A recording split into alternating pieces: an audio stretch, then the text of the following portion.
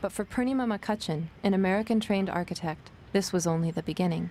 It was very devastating to hear about the tsunami when it happened. I was working for a for-profit company doing large commercial projects, hospitality design and shopping centers.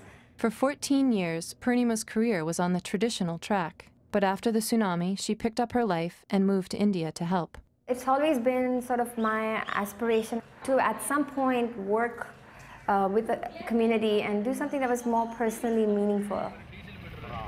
Now, her clients are villagers and fishermen instead of big corporations. Her new job is to help them rebuild for the long term. To get started, she gathered the town and asked them to draw sketches of what they needed: a preschool, a bathroom, a place to hold celebrations and lead study groups. She took this long list and came up with a plan for a village hall that could meet all these needs. This idea, that a building can make a difference, is what her group, Architecture for Humanity, is all about. It all started with another crisis.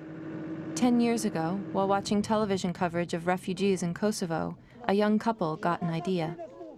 Their homes were in rubble and winter was coming, and Cameron, I think, rightly sort of looked at that and he said, I think this is an opportunity for architects to help. We just said to ourselves, I bet that there's more than just us who care about these communities and want to use our creativity, want to use our skill set to make a difference. Kate Storr and Cameron Sinclair launched a design competition for Kosovo and were stunned by the response. Their tiny apartment was soon overflowing with hundreds of design boards. New ideas for refugee housing poured in from all over the world. They included everything from recycled rubble houses to inflatable hemp tents. Each of these photos represent projects we've done. Since then, they've created a network of architects around the world.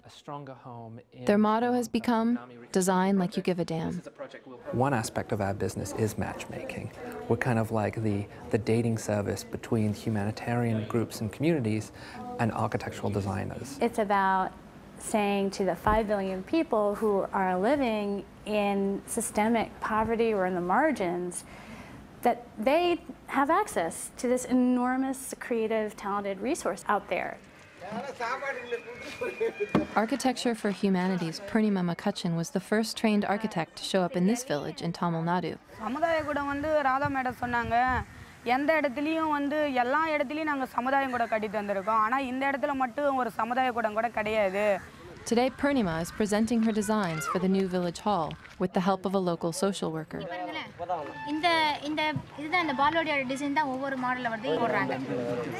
இந்த setup ventilation அதாவது காத்தெல்லாம் ஃப்ரீயா உள்ள வரதுக்கு இந்த மாதிரி ஸ்டைல்ல வந்து board போடுறாங்க. பெரிய வெராண்டாவும் இருக்கு அதற்கு.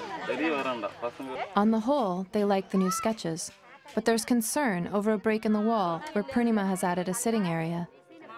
இங்க வந்து கோயிலாண்ட உட்கார்ந்தால அவங்களுக்கு ரொம்ப புடிச்சிட்டு வந்து இங்க வந்து ரொம்ப ப்ராப்ளமான area. The meeting erupts into an argument over this part of the design.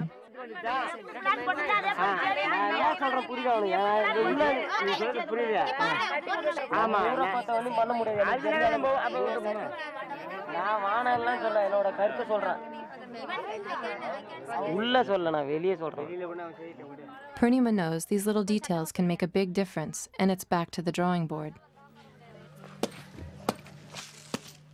We can bring this wall even in, make that part of the children's area. Okay. You can just make it part of this veranda. Okay. And so this becomes more of a little gathering space inside. Though she liked her original design, the benches moved. Aesthetically, it was quite important to the building, and so now it's, I've already come up with some sort of an idea to express that wall because it's a special wall. But somehow incorporate it into the compound and sort of change the function. But it is hard, but you have to listen. Otherwise, it becomes your building more than theirs.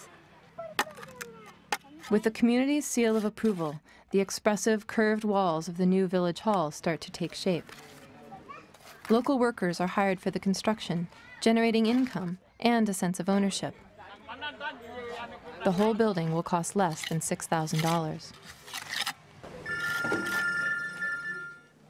Back in San Francisco, Architecture for Humanity raises funds and cuts through red tape so buildings like Purnima's can break ground.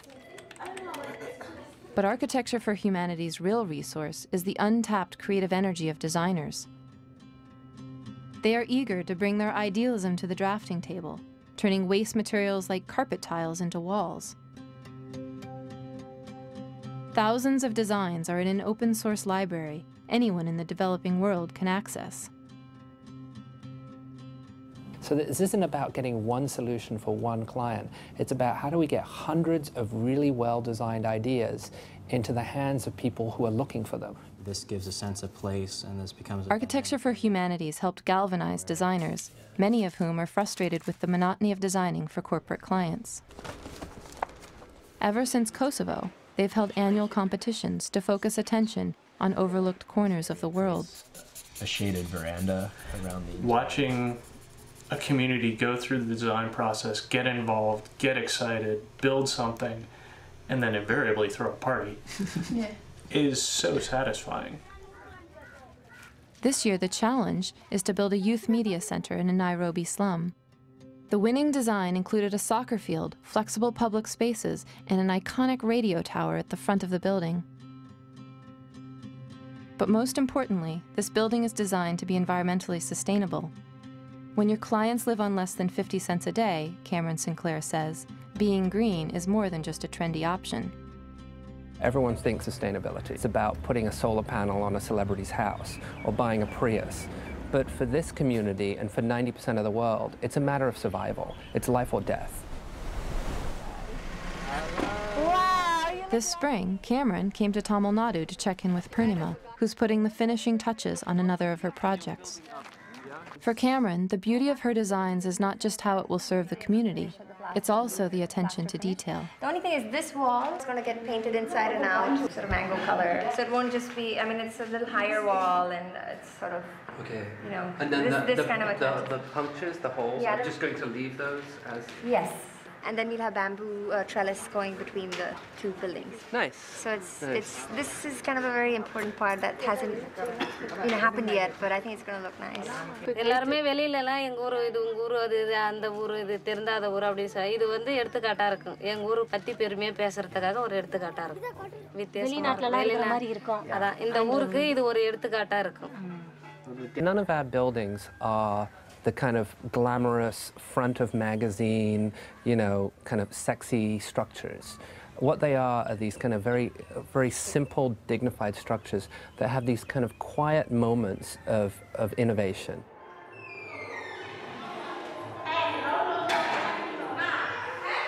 Purnima completed this building just last year, and it's become the heart of village life. The solar power means low utility bills, and water catchment has inspired others to do the same in their own homes. At night, their parents take classes here, and when someone gets married, it is here that they gather. And when those kids grow up and they become teenagers and parents themselves, they're going to look back on that building and say, my parents built this building. You know, the community center where we get married in, you know, my parents did that. Tonight, there's a celebration. After 4 years, Purnima has built 12 community centers. It's very rewarding when, you go through the process and at some point you start earning each other's respect and, I mean, the relationship sort of deepens. It's very rewarding. Purnima's work here is done. But around the world, a new wave of architects is just sitting down at the drafting table, looking to design a better future.